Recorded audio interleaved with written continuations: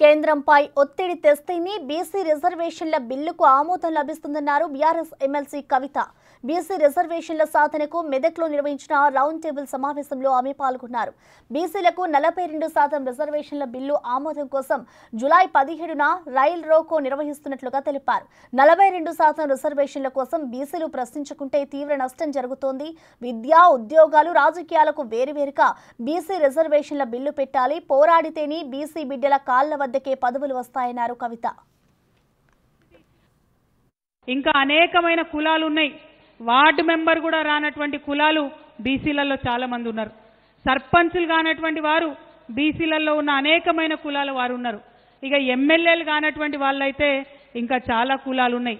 పెద్ద కులాలైనా ఎమ్మెల్యేలు కూడా కానటువంటి వాళ్ళు, అసెంబ్లీ గడపనెక్కనటువంటి వాళ్ళు అనేక మంది బీసీ కులాల వాళ్ళు ఉన్నారు.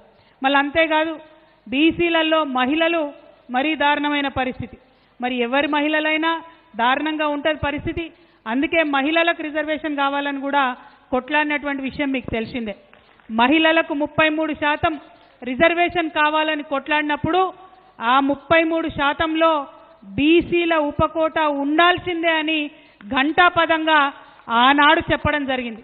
మరి మహిళలలో బీసీ ఉపకోట ఉండాలంటే అసలు బీసీలకంటూ రిజర్వేషన్ ఉండాలి.